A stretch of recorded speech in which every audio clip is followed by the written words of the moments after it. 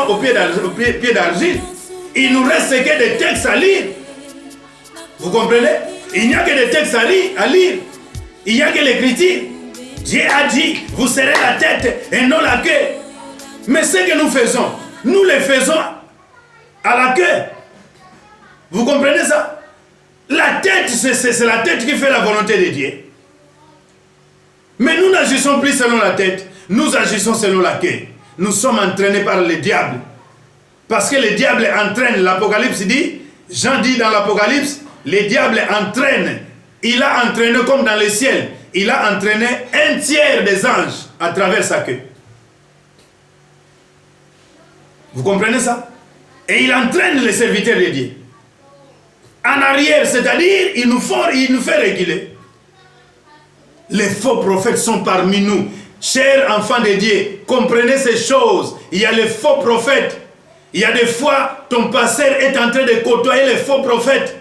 Mais parce qu'il a l'argent, vous savez, c'est lui qui mange les gens, les sorciers dans la famille. S'il a l'argent, sa sorcellerie n'est pas visible. Tout le monde l'accepte. Pourquoi? Parce qu'ils ont besoin d'argent. Il y a beaucoup de malfaiteurs dans la vie. Quelqu'un est voleur, mais comme il a l'argent, ce n'est pas un problème. Il est en train d'aider les gens. Ce n'est pas l'aide qu'il est en train d'apporter aux gens. C'est de la malédiction. L'église est infiltrée. Nous, serviteurs, nous regardons les autres serviteurs qui ont beaucoup d'argent. Qu'est-ce qu'ils ont fait pour avoir l'argent? C'est qu'ils ont consulté Dieu. Alors, consultons l'Éternel, consultons Dieu. Au lieu de commencer à courir derrière eux. Si vous courez derrière les hommes, l'homme, la voix des hommes est toujours trompeuse. Parfois, il a suivi un chemin raccourci. Lorsque vous le consultez, vous verrez que vous aussi, vous allez emprunter ce chemin qui va déplaire à Dieu. Continuez la lecture. Et qui régna le maître qui les a rachetés, attireront sur eux une ruine soudaine. C'est-à-dire, ces prophètes ont régné les maîtres qui les a rachetés. Et s'attireront une ruine soudaine, c'est-à-dire la destruction. Viendra brusquement. Au moment où vous ne pensez pas, vous ne songez pas, Dieu les détruira. La Bible nous dit, lorsque les gens diront paix, paix, et s'irriter sur la terre, la destruction viendra. La destruction viendra soudainement. Vous comprenez ça? Ils seront détruits. Ne les enviez pas. Ne les enviez pas. Le nombre de tours qu'ils font, qu'ils sont en train de faire de l'Europe, de l'Afrique, d'Amérique en Asie. Ce n'est pas le royaume de Dieu. Nous avions constaté ça. L'Europe est frappée, l'Amérique est frappée, l'Asie est frappée, tout le monde est frappé. On pensait que la solution viendrait de l'Occident et de l'Orient. Mais nous sommes dans l'accomplissement de cette prophétie qui disait, il viendra un temps où le secours ne viendra ni de l'Orient, ni de l'Occident, ni du Nord, ni du Sud. Mais le secours seul viendra de l'Éternel. Ça s'accomplit. Nous sommes déjà dans cet accomplissement de cette prophétie. Vous voyez que si nous sommes malades, les médicaments viennent de l'Europe, viennent de l'Occident, viennent de l'Orient. Si nous sommes dans la famine, l'argent qui nous nourrit vient de l'Europe, vient de l'Occident, vient de l'Orient. Mais aujourd'hui, nous comprenons que la disette, la famine, la sécheresse, la maladie est en train de frapper tous les coins du monde. Chrétiens aveugles, est-ce que vous comprenez ça? Lisez, vous allez comprendre que le temps est accompli, court vers sa fin. Bien-aimés dans le Seigneur, vous êtes heureux si vous allez pratiquer cette parole. Vous êtes heureux si vous m'écoutez après avoir m'écouté et vous allez pratiquer cette parole. Le monde finira. Le monde a un temps déterminé. Il y a les gens qui fêtent par-ci, par-là. Ils sont en train de fêter. Mais leur fête, leur joie sera raccourcie. Ils ne savent pas. C'est comme au temps de Noé, les gens mangeaient, buvaient. Ils chantaient, ils s'égayaient. Mais ils ne savaient pas que la destruction allait venir soudainement. jusqu'au temps où Noé entra dans l'arche, personne ne s'en rendait compte. Vous comprenez, bien-aimés? C'est le temps où nous sommes. Jésus dit, ce qui arrivera dans ce temps arrivera de même, bien-aimés. Jésus est en train de craindre ce temps. Il dit, mais si je trouve que ces gens sont distraits comme les gens de Noé, sont distraits comme les gens de Lot, mais qu'est-ce qui se passe avec ses serviteurs? Élie est en train de dormir. Au lieu de bien manger, lui, il s'est endormi. L'ange de l'Éternel, il vient pour la deuxième fois. Élie, réveille-toi, mange et bois, car le chemin à parcourir pour toi est long. Bien-aimé dans le Seigneur, le chemin est long. Pour nous, le chemin est long. Si vous ne le savez pas. C'est-à-dire, aujourd'hui, tu peux prier, demain, tu peux tomber dans la faillite. Et Jésus dit à ses disciples, la chair est très faible. L'esprit est bien disposé, mais la chair est très faible. Priez sans cesse afin que vous ne tombiez pas dans la tentation. Donc Jésus savait que si les gens ne font pas les activités spirituelles, comme la Bible le dit, l'homme chrétien, l'homme croyant, tombera dans la faillite. Il ne saura pas résister au vent du diable. Il ne saura pas résister aux menaces que le diable est en train d'envoyer. Mais vous ne mangez pas suffisamment. Il y a les peuples de Dieu, lorsqu'on les prêche, on leur prêche la parole de Dieu. Ils ne vérifient pas lorsqu'ils se trouvent à la maison, lorsqu'ils rentrent à la maison. Mais regarde les chrétiens de Béret. Toujours ils vérifiaient ce qu'on leur disait, ce qu'on leur prêchait. Mais à la maison, qui vérifie? Personne. Les gens sont braqués dans des réseaux sociaux. Les gens sont distraits dans des théâtres, dans des films. Ils sont distraits. Ils sont chrétiens à l'église, mais à la maison, ils ne sont pas des chrétiens. Ils lisent la Bible à l'église, mais à la maison, ils ne lisent pas la Bible. Ils méditent à l'église lorsqu'ils se rencontrent, mais à la maison, ils ne méditent pas. De cette manière, vous ne résisterez pas. Demain, vous ne résisterez pas parce que vous ne mangez pas bien. Aujourd'hui, l'ange de l'Éternel qui est Jésus-Christ, à travers son serviteur qui est votre serviteur qui vous parle, est en train de vous dire, mange une seconde fois, bois une seconde fois, pour résister au vent du diable. Pour résister au vent du diable. Parce que si vous ne mangez pas, sûrement vous tomberez. Sûrement vous tomberez. Continuez la lecture. Plusieurs les suivront dans Vous voyez, ceux qui viendront, les faux prophètes, plusieurs les suivront. C'est ce que nous sommes en train de voir. Dans l'église, si vous prêchez la vérité, vous êtes haïs. Vous êtes repoussés. On vous dit que vous ne prêchez pas bien. Au moment où je vous prêche, il y a des gens qui sortent des réseaux sociaux parce qu'ils pensaient que j'allais dire, vous recevrez la guérison. J'allais dire, vous serez riche. Mais comme je suis en train de parler des bases qui fera que vous soyez guéris, que vous soyez riches selon Dieu, il y en a ceux qui sortent. Ils cherchent la parole facile. Vous comprenez ça? Ah non, on est en train de beaucoup me taquiner. On me taquine beaucoup ici. Je dois fuir. Ne fuyez pas, bien-aimés. Je vous taquine parce que vous agissez mal. C'est comme Dieu a dit à Caïn. Si vous agissez bien demain, vous relèverez votre tête.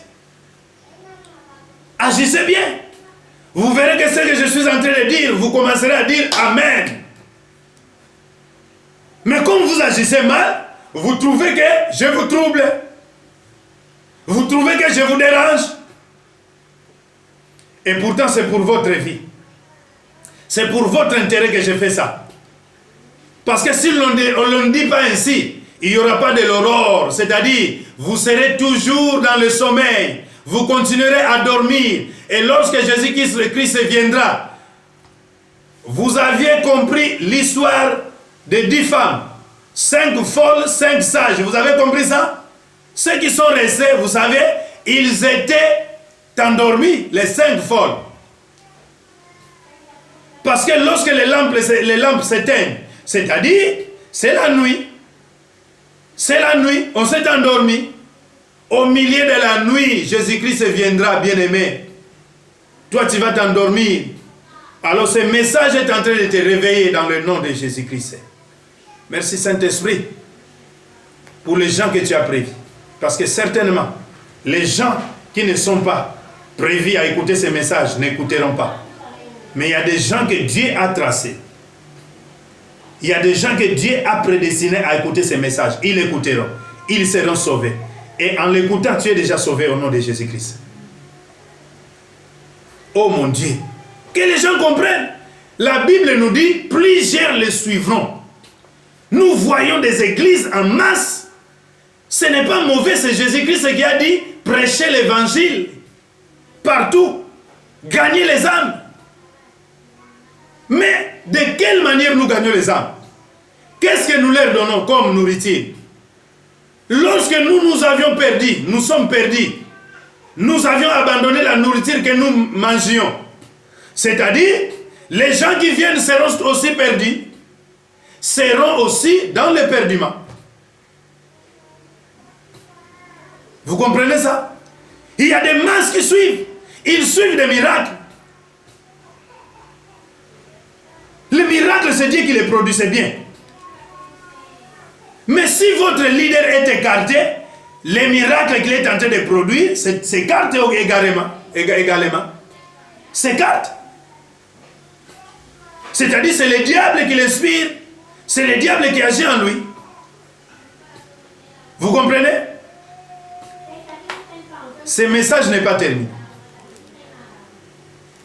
Nous allons poursuivre à vous faire montrer, à vous faire voir que les faux prophètes préparés par le diable, vous les serviteurs de Dieu, vous les embrassez. C'est-à-dire, vous ouvrez les portes de vos églises, de vos bâtiments. Ils entrent, ils vous approvisionnent, ils vous donnent de l'argent. Pour vous, c'est la grandeur, ce n'est pas ça la grandeur. La grandeur, c'est Dieu. Si vous avez Dieu, si vous avez le Saint-Esprit, vous êtes grand au nom de Jésus. Cette grandeur que vous avez derrière les gens tombera. C'est l'abomination devant l'Éternel. Parce que la Bible le dit. Les Écritures le disent. Tout ce qui est élevé aux yeux des hommes, c'est une abomination aux yeux de Dieu. Vous savez? L'abomination, vous savez ce que ça signifie? L'abomination, c'est ce que Dieu n'aime pas, c'est ce que Dieu est. C'est ça l'abomination. C'est-à-dire, vous serez rejetés, comme les gens dans Matthieu 7, verset 22. N'avons-nous pas prophétisé en ton nom? N'avons-nous pas accompli des miracles, guéri des gens, proclamé l'évangile? Jésus-Christ dit, je ne vous ai jamais connu. Vous comprenez? Je ne vous ai jamais connu. C'est-à-dire, retirez-vous de moi, serviteurs de l'iniquité. Ce sont les faux prophètes. Et ils ne sont pas appelés à changer, à être transformés. Mais toi qui les suis, toi qui laisses ton église, ton bâtiment, à ces gens de venir prêcher, ils sont en train de maudire le peuple de Dieu, ils te maudissent toi aussi.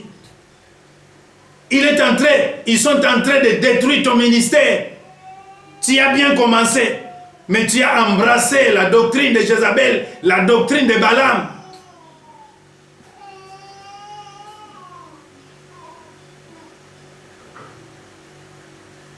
Qui est entré dans la compromission à cause du salaire de l'iniquité. L'argent fait perdre beaucoup de serviteurs. L'argent fait reculer beaucoup des enfants de Dieu. L'argent, le succès. Et lorsque vous avez le succès en dehors de Dieu, vous allez courir derrière les femmes, derrière les enfants de ton église, derrière les filles de vos églises. Le succès en dehors de Dieu. Mais dans le Seigneur, le succès, je pense, est géré par le Saint-Esprit. Il y a celui qui gère le succès. C'est le Saint-Esprit. Laisse que le Seigneur vous bénisse. J'aimerais prier. Peut-être tu t'es écarté du droit chemin au moment où je te parle. Peut-être tu as ouvert les portes de ton église à ces faux prophètes qui entrent sournoisement, c'est-à-dire silencieusement. Ils détruisent l'église. Toi, tu penses qu'ils sont en train et de venir t'aider pour que l'église puisse gonfler. Pour que l'église puisse remplir. Et pourtant, ils te détruisent. J'ai prié pour toi, Seigneur mon Dieu. J'ai prié pour ce serviteur qui a embrassé la magie, qui a embrassé l'occultisme, qui a embrassé la voix de Balaam, qui a embrassé la voix de Jézabel. Dans le nom de Jésus-Christ. Au moment où je parle, laisse que l'onction coule de ces messages. Laisse que l'onction coule de cette prédication. Touche mon frère, touche les serviteurs, touche chacun des enfants de Dieu. Pour qu'en écoutant ces messages, qu'ils puissent sortir là où ils sont dans la boue. Parce qu'ils étaient déjà lavés. Ils ne doivent pas rentrer dans la boue comme la truie. Seigneur mon Dieu, mon roi, dans le nom de Jésus-Christ, enlève l'ennemi devant eux. Donne-nous la force de persister à cet ennemi, de fuir l'impudicité, de fuir la magie, l'occultisme, la proposition du diable, de ne pas voir ce qu'on nous présente parce que notre maître a refusé cela. Jésus-Christ, on lui a montré le monde entier, la richesse du monde, toutes les richesses, toute l'élévation, mais il n'a pas voulu. Dans un premier temps, il a voulu l'humiliation. Il a voulu l'abaissement. Il savait qu'après l'abaissement, Dieu l'élèverait dans la gloire, dans le nom de Jésus-Christ. Et nous aussi, nous prions à ce que cet esprit qui a conduit Jésus puisse nous conduire, puisse nous donner la force, puisse nous bénir. Faire revenir les enfants de Dieu dans l'église. Faire revenir l'église sur les rochers. L'église aujourd'hui est bâtie sur les sables. Et pourtant, toi, tu as promis que l'église soit bâtie sur les rochers. Qui est toi, ô Père de gloire? Maintenant, aujourd'hui, l'église est faible.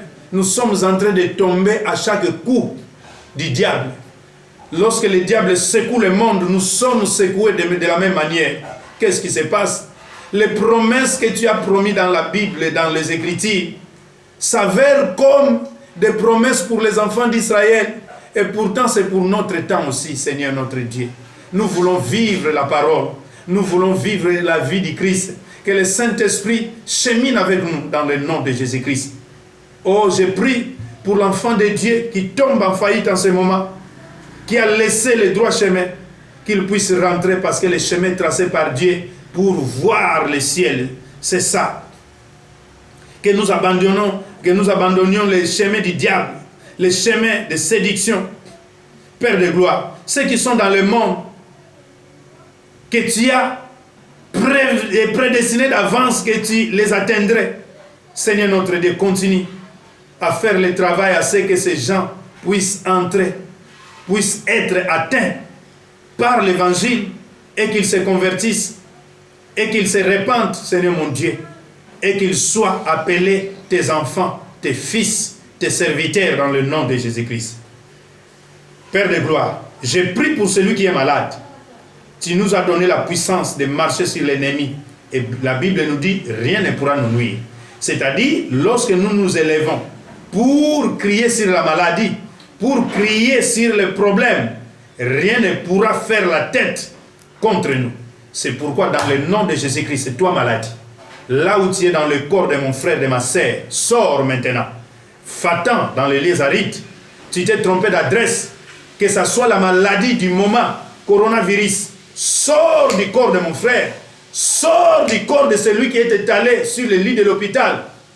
Dans le nom de Jésus-Christ, reçois la force du Saint-Esprit, reçois la force de Dieu. Réveille-toi là où tu es dans le nom de Jésus-Christ. Que tu sentes maintenant la force, l'énergie qui vient de l'Esprit de Dieu. Que tu sois guéri au nom de Jésus-Christ. Que tout ce qui est en toi, les douleurs, tout ce qui est en toi, tout ce qui te dérange, dans le nom de Jésus-Christ, soit enlevé dans le nom de Jésus-Christ. Père Dieu Tout-Puissant, je te bénis, je te glorifie. Je sais qu'il y a des gens qui sont encore dans le monde, qui n'ont pas accepté Christ, mais vous pouvez l'accepter. Suis la prière que je suis en train de faire. Seigneur mon Dieu, je te bénis parce que tu es venu dans le monde pour me sauver. En écoutant ces messages, Je donne ma vie à Jésus-Christ. Qu'il soit mon maître, qu'il soit mon sauveur. Que le Saint-Esprit guide mon chemin. Qu'il soit mon protecteur. Dans le nom de Jésus-Christ.